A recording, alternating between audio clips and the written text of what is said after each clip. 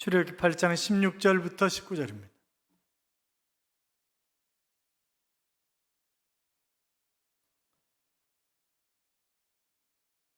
교독합니다. 제가 16절 있습니다. 여호와께서 모세에게 이르시되 아론에게 명령하기를 내 지팡이를 들어 땅에 티끌을 치라 하라. 그것이 애굽 온 땅에서 이가 되리라. 아론이 지팡이를 잡고 손을 땅에 티끌을 치매 애굽 온 땅의 티끌이 다 이가 되어 사람과 족이 오리니 요술살들도 자기 요술로 그같이 행하여 이를 생기게 하려 하였으나 못하였고 이가 사람과 가축에게 생긴지라. 요술사가 바로에게 말하되 이는 하나님의 권능이다 하였으니 바로의 마음을 완악하게 하여 그들의 말을 듣지 아니하였으니 여호와의 말씀과 같더라. 아멘. 같이 인사하겠습니다. 주의 이름으로 잘 될 것입니다. 더 잘 될 것입니다. 끝없이 잘 될 것입니다. 아멘. 예배의 자리에 함께 하신 여러분, 하나님이 이 한 주간도 여러분과 동행하심으로 잘되는 행복한 한 주간의 삶이 될 줄로 믿습니다. 어떤 분은 교회에 오면서 낯선 용어들이 너무나 많다, 이제 그런 얘기를 하세요. 그래서 굉장히 어색하다는 거죠. 할렐루야, 아멘, 뭐 성령, 뭐 축원합니다, 뭐 이런저런 얘기들이 굉장히 어색하게, 뭐 그렇지 않겠어요? 그러나 거부감을 갖지 말고 따라하시고 사용하시면 곧 익숙해집니다. 우리도 코로나19, 뭐 델타, 그러더니 오미크론, 요새는 또 새로운 게 나왔다며요. 그러니까 이게 도무지 익숙해질만 하면 또 새로운 게 나와요. 보면 학교에 가면 선생님과 학생들이 쓰는 용어가 있습니다. 군대 가면 군대 용어가 있죠. 병원에 가면 의학 용어가 있습니다. 이처럼 교회에서는 교회에서 쓰는 말이 있는데 그러므로 어색해하지 말고 그냥 이렇게 따라하고 그러는 거예요. 같이 따라해요. 할렐루야, 하나님을 찬양합니다, 그런 말입니다. 아멘, 나도 그렇게 될 줄로 믿습니다, 이제 그런 의미예요. 그러니까 우리가 할렐루야, 아멘 이런 거를 잘 사용해야 되는데 우리 교회 분들은 점잖아서 그런 건지 아멘을 잘 안 해요. 이 아멘을 잘해야 영적으로 성장해지고 이러는 건데 아멘을 잘 안 하더라고. 할렐루야. 옆에 분과 다시 한번 인사하겠습니다. 좋아 보이십니다. 멋지십니다.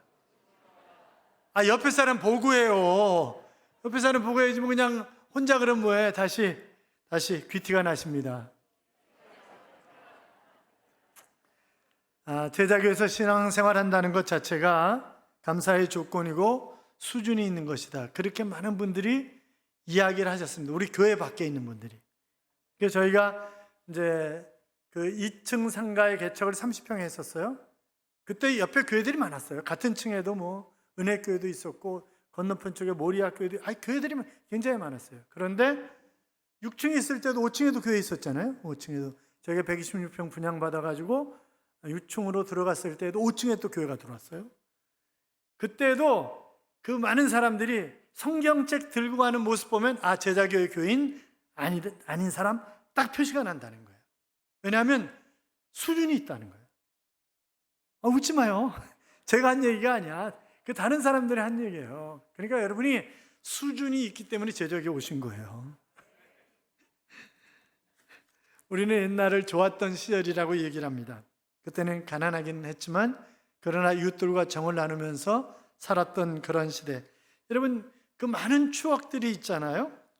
로또 당첨되셨던 분들이 대박 터졌지만 그러나 가정도 깨지고 다 좋지 않은 삶으로 산다는 것 얘기를 많이 들으셨을 것입니다. 그것은 우리나라뿐만이 아닙니다. 미국도 마찬가지고 전 세계 다 마찬가지예요. 그런데 왜 그런 걸 하는지 모르겠어요.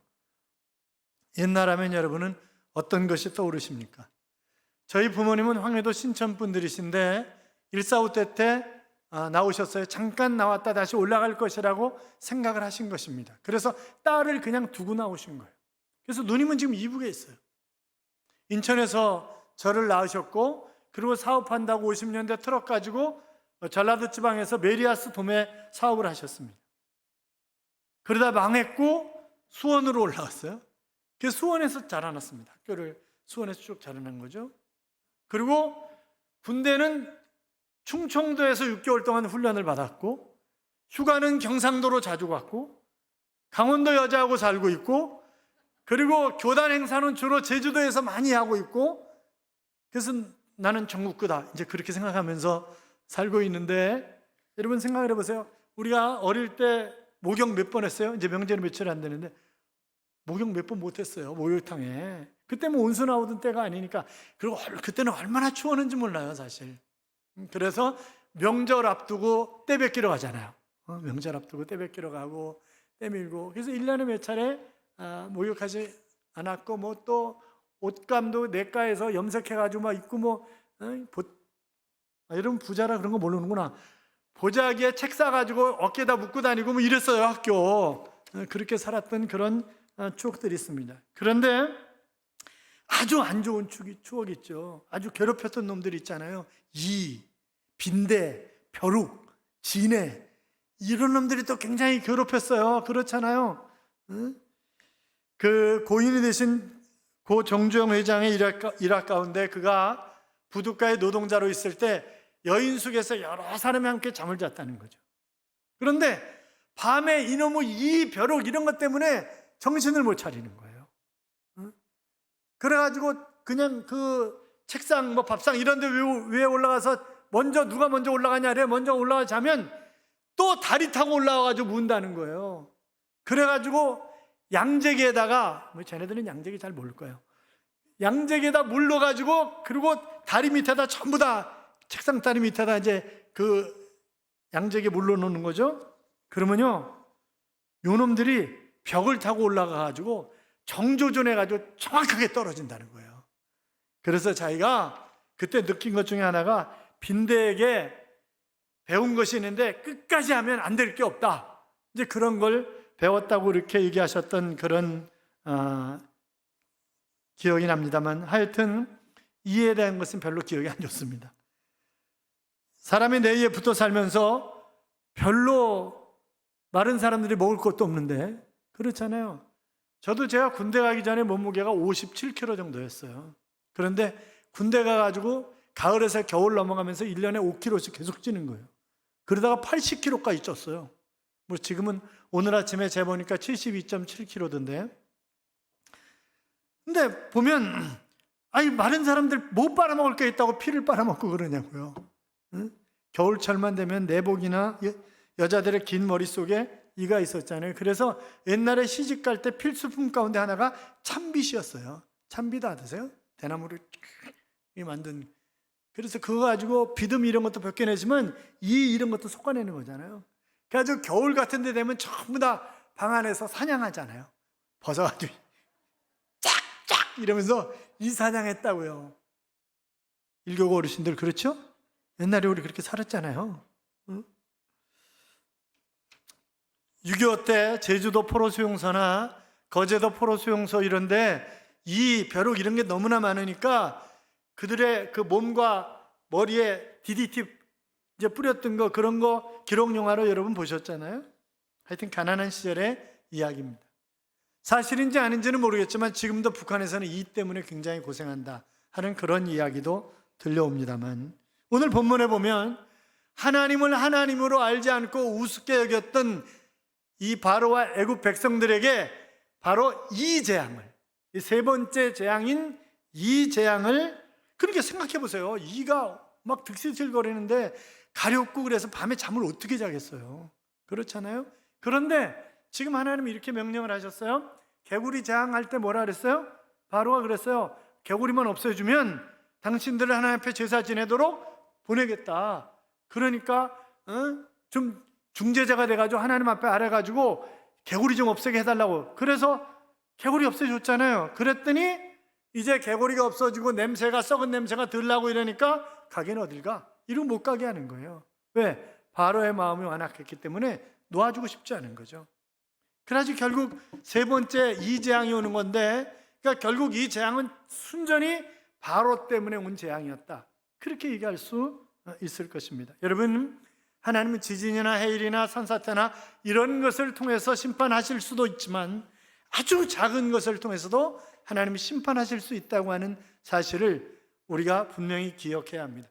이 작은 게 얼마나 중요한지 몰라요. 나사 하나 때문에 기계 전체가 안 돌아갈 수도 있어요. 그렇잖아요. 그 어마어마한 뚝에 작은 구멍 하나 뚫린 것 때문에 그 뚝이 무너져 버리잖아요. 그러니까 작은 것이 아니에요.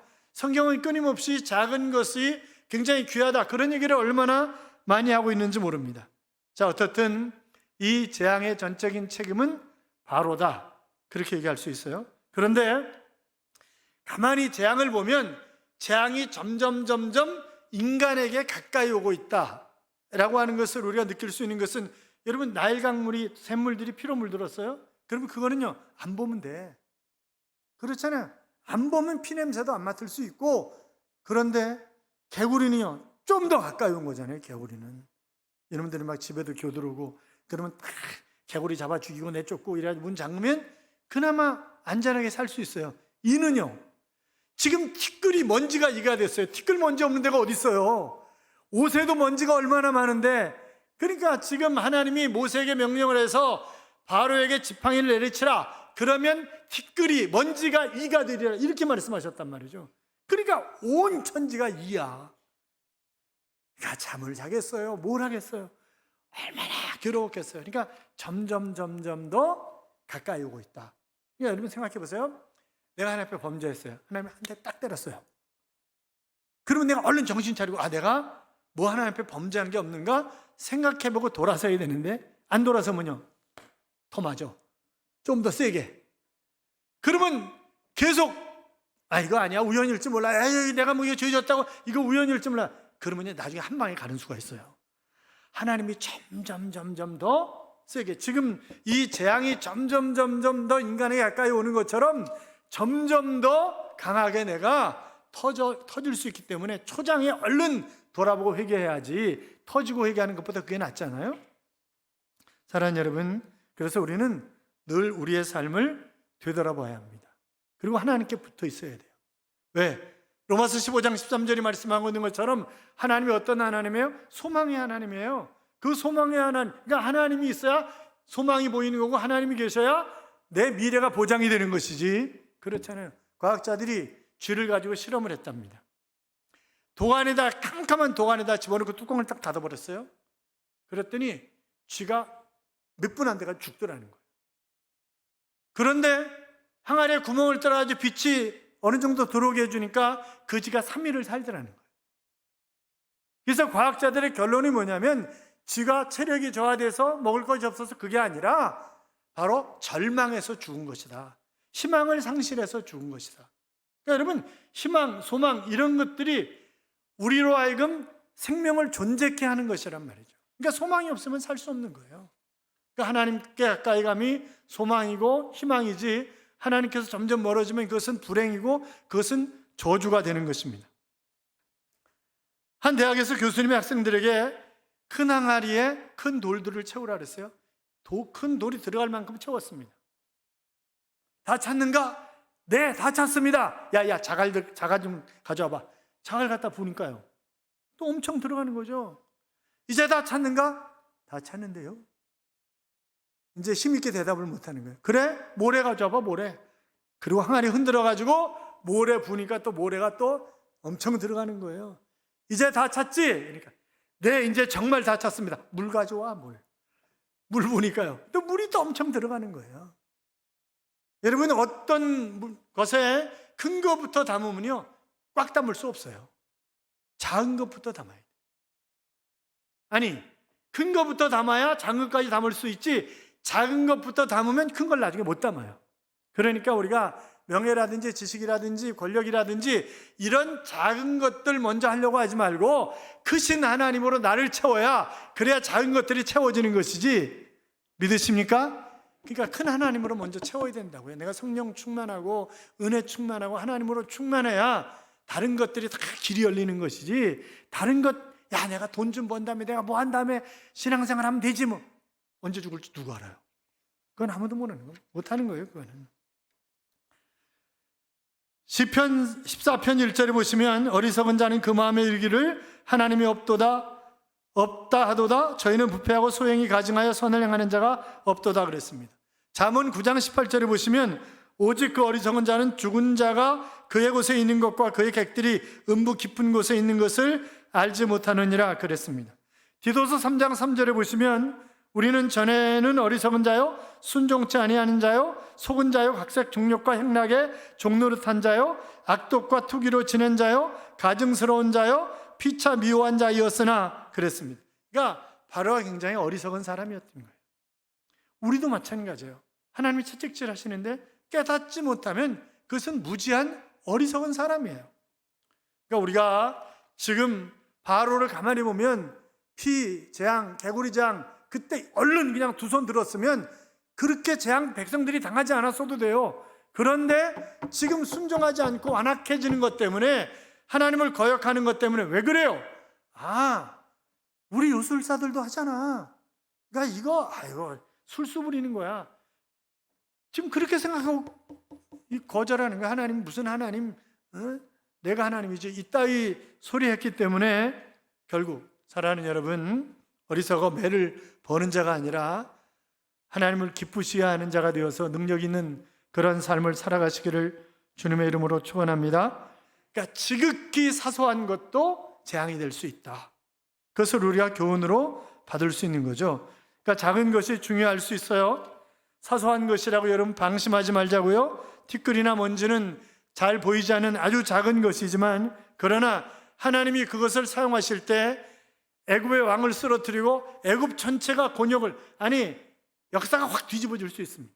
반대로 하나님을 뜨겁게 사랑하고 하나님께 쓰임받으면 하나님이 손에 붙잡으시면 얼마든지 내가 지식이 부족하고 물질도 없고 건강도 시원치 않아도 멋지게 쓰임받는 역사의 한 페이지를 장식할 수 있는 그런 사람이 될 수 있는 것 아니겠어요? 그러니까 하나님의 장중에 붙잡혀 있는 그런 사람이 되는 것이 중요한 것입니다. 여러분 보세요. 하나님이 사용하신 적은 것들 있잖아요. 오병이어의 기적은 어린아이의 점심으로 만들어진 기적이에요. 그렇잖아요. 남자 장정만 5,000명이었으니까 여자와 노인과 아이들은 얼마나 많겠어요. 그러니까 최소한 2, 3만 명이 먹고도 12강주리가 남는 그런 놀라운 역사는 작은 어린아이의 도시락이었다고요. 다윗 보세요. 골리앗에 비하면 아무것도 아니에요. 그런데 하나님이 붙잡으시니까 돌멩이 하나로 정확하게 맞춰가지고 그냥 골리앗을 쓰러뜨려 버리는 거잖아요. 그래서 성경은 이렇게 말씀합니다. 열왕기상 17장 13절에 보면 엘리야가 저에게 이르되 두려워하지 말고 가서 내 말대로 하려니와 먼저 그것으로 나를 위하여 작은 떡 하나를 만들어 내게로 가져오고 그 후에 너와 내 아들을 위하여 만들라. 지금 기름 조금하고 가루 조금 있어요. 마지막 떡 하나 만들어 먹고 죽으려고 하는데 작은 떡 하나 만들어 가지고 오라는 거예요, 나한테.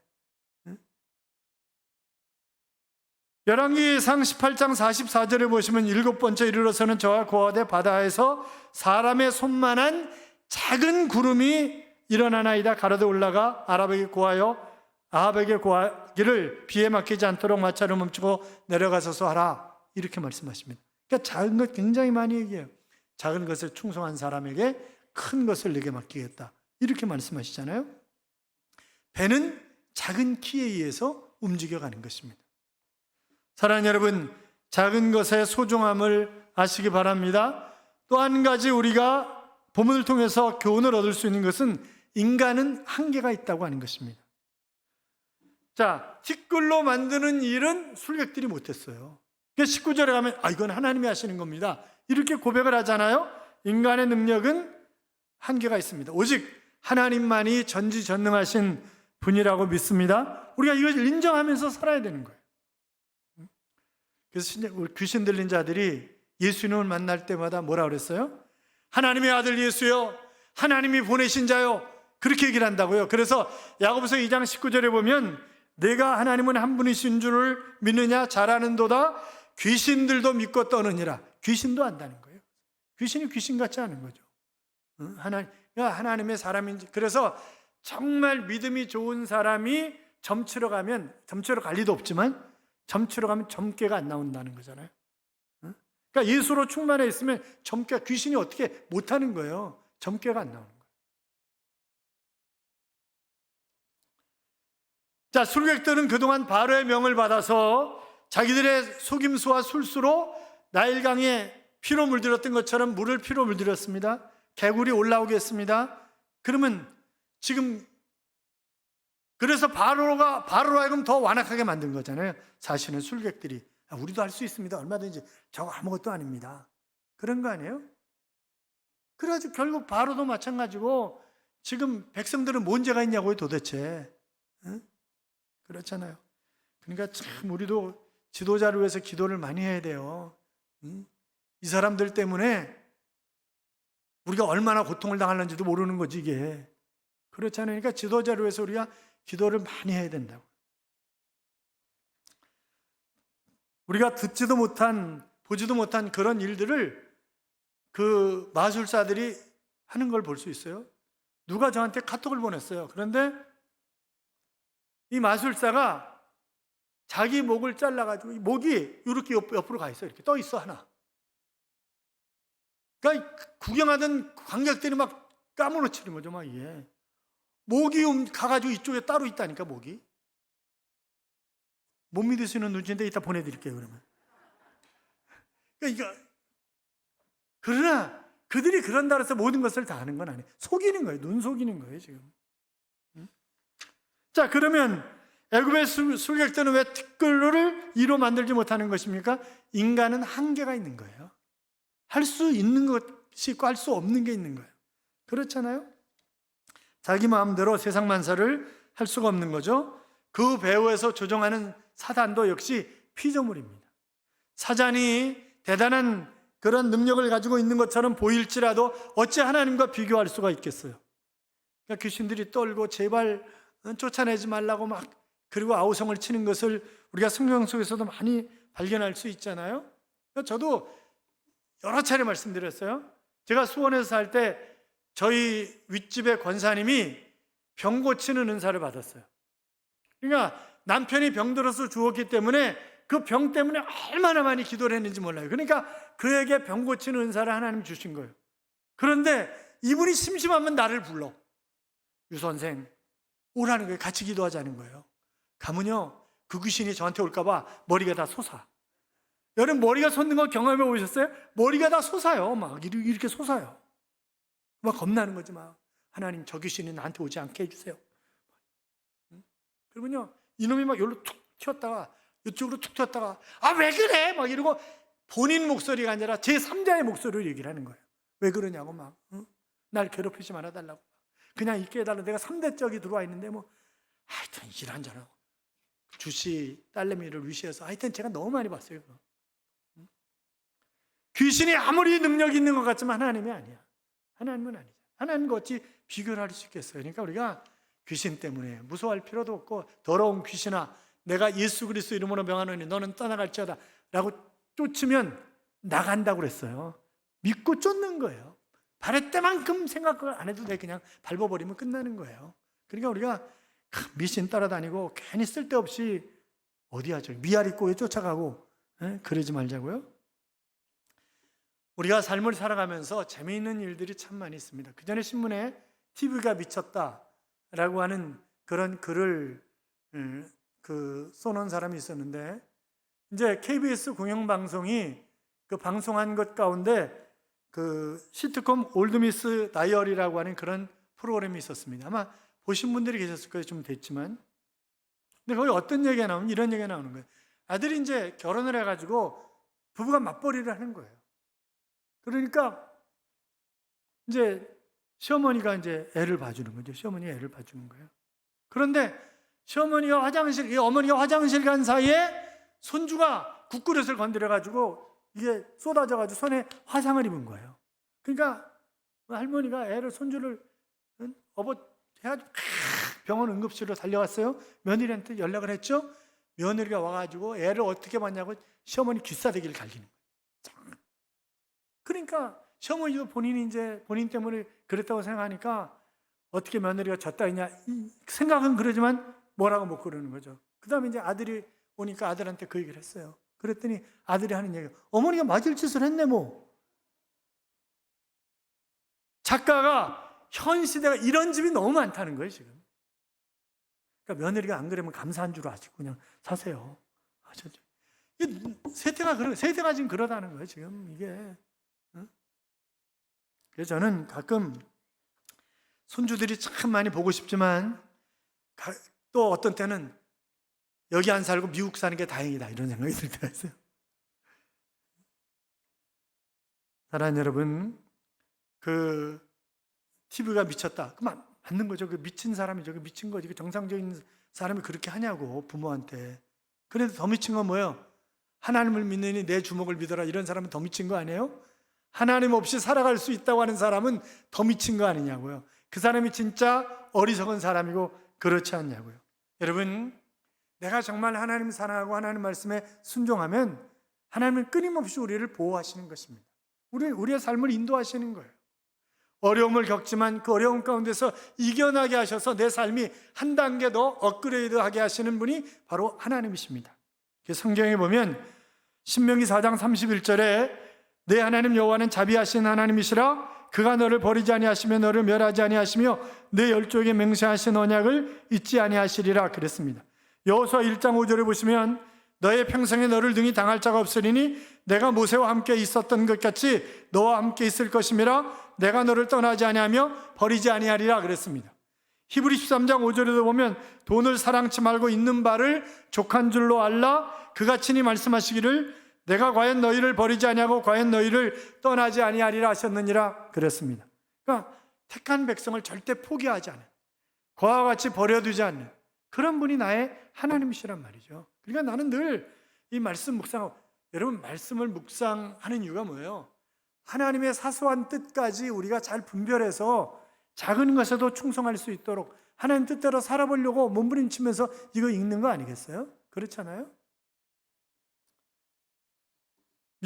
영국의 BBC 방송이 영국인 그 100만 명을 대상으로 설문조사를 했습니다. 지나온 세기 가운데, 아니 영국의 전 역사 가운데 가장 위대한 인물이 누구인가? 1위로 뽑힌 사람이 윈스턴 처칠이에요. 그런데 그가 학교 다닐 때 생활기록부에 품행이 나쁘고 믿을 수 없는 놈, 희망이 전혀 없으며 다른 아이들과 싸움박질만 하는 문제야. 그것이 생활기록부에 기록되어 있는 내용이에요. 그런데 어떻게 영국 역사상 가장 위대한 인물이 됐냔 말이죠. 공부도 지질이 못했다고 그래요. 지질이 못해가지고 지리도 맨날 펑크나는 거예요. 국어는 맨날 과락이야. 여러분 사관학교 들어갈 때도 삼수해가지고 사관학교 들어간 거잖아요, 이 윈스턴 처칠이. 그러나 그가 예수 그리스도를 만나고 성령으로 충만해졌을 때 그는 늘 말씀을 묵상하고 기도하는, 그래서 국회에 나와서도 늘 졸고 있는 것 같아서 스상 왜 조시오? 나는 조는 게 아니라 하나님 앞에 기도하고 있는 것입니다.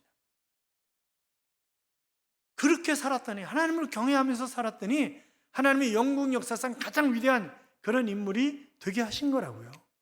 그러니까 우리가 아무리 작아도 사소한 것에 충성하고 하나님의 뜻을 분별하고 열심히 살아보자고요. 여러분 이 명절 때요, 내가 시험 들 수 있어요. 왜? 가족들이 전부 예수 안 믿어. 제사 지내재. 좀 쭈빅하면 너 예수 믿는다고? 호적 파가. 그럴 수 있어요. 그렇지 않으니까 우리가 지혜롭게 잘, 그렇다고 알았어 나 파갈게 그러지 말고 지혜롭게 잘, 내가 그래도 기도 많이 하잖아 잘 되라고 뭐 이러면서 이래가지고 잘 토닥거리고 그래야 되는 거지. 그렇잖아요. 그러니까 명절 때 제가 말씀드리는 늘 먼저 가서 음식을 만들어, 식구들이 먹을 거다 음식을 만들어, 그리고 그 음식 같이 먹으면 되잖아요. 그러니까 늦게 가가지고 나 예수 믿기 때문에 뭐 안 한다 이러니까 가족들이 뭐라고 그러는 거 아니겠냐고요. 그렇잖아요. 그러니까 우리가 지혜롭게 행동을 해야 돼요. 지혜롭게. 하여튼 욥 보세요.